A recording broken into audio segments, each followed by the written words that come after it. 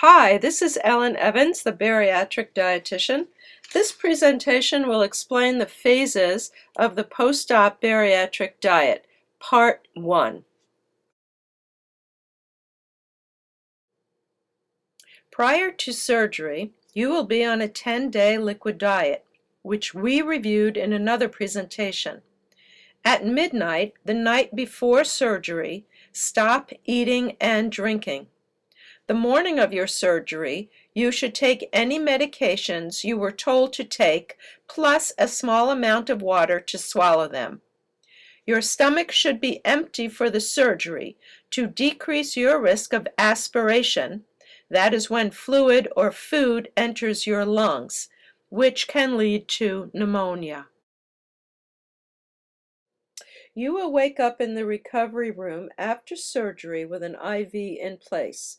You will not be given anything to drink initially. For band patients, you will have a swallow study in X-ray later in the day. After that, you may have sips of water or clear liquids. For sleeve patients, you will not have a swallow study the day of surgery, but may have one the day after. Once that is complete, you may have small sips of water. The limit is 60 cc's or 2 ounces per hour. Bypass patients must wait until they regain some bowel function, as evidenced by bowel sounds or passing of gas. During your hospital stay, you will be advanced to a clear liquid diet, and that is the diet you will go home on. Please look up Phase 1 in your nutrition handbook, blue tab or post-op section. Page 4 for bypass and sleeve, page 5 for bands. Clear liquids are any liquids that you can see through. They include broth, clear juices such as apple, grape, diet cranberry. These may need to be diluted for bypass patients. Water, Crystal Light, or other non-calorie clear beverages. You may also have diet Jello, sugar-free popsicles, or sugar-free Italian ice, and black decaf coffee or tea. Sugar substitute is permitted. What you must not take are any carbonated beverages. Air can get trapped in the swollen stomach and cause pain. Or caffeine-containing beverages. Caffeine is a diuretic and also irritates the stomach. Or alcohol. Do not drink with a straw or chew gum.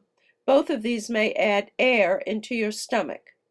If you experience gas pain or feel as if there is a gas bubble trapped in your stomach, you may take a chewable or dissolvable simethicone or Gas-X. Walking will also help relieve the gas.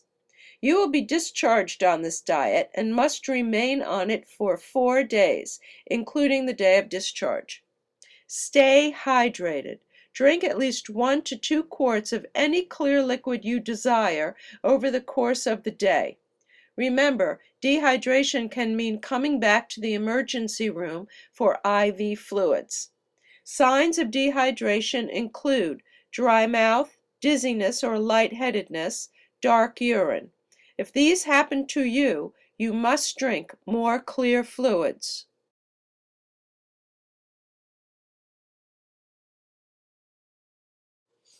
On your 5th day at home, you may start some full liquids. For band patients, please return to full liquids as you did for the pre-op diet. Take in your protein shakes, 2 per day, smooth yogurt, sugar-free puddings, etc., but be sure to remove all lumps. Bypass and sleeve patients, start with your protein shake diluted with extra water or milk and sip slowly. You may add other full liquid foods, be sure to strain them, as you can, but be careful not to overeat as this may lead to pain or regurgitation. Bypass and sleeve patients will not be able to take in 1,000 calories, but should strive to increase protein intake to 50 grams per day as able. Stay on the full liquids phase 2 diet until your week 2 anniversary from surgery. Bands and bypass patients may progress to the phase 3 diet at 2 weeks after surgery. Sleeve patients should wait until they are tolerating 50 grams of protein on the full liquid diet before they move on to phase 3. Some important points about phase 3. 1. All food must be in a blended form. Stage 2 baby food is an example. 2. Start with very small amounts and stop eating if you feel any pressure or pain, especially below your sternum or breastbone. That is telling you your new stomach is full. 3.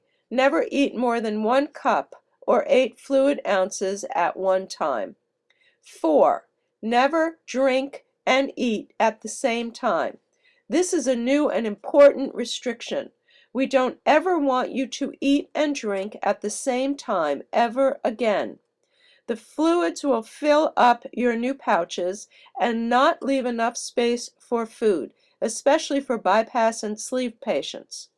For bands, the liquids may flush the food through your band and allow you to overeat.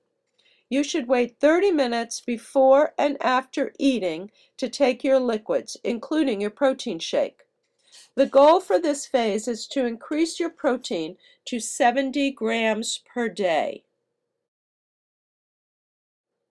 Refer to your nutrition handbook, blue tab, pages 9 or 10 for lists of food acceptable on this diet phase.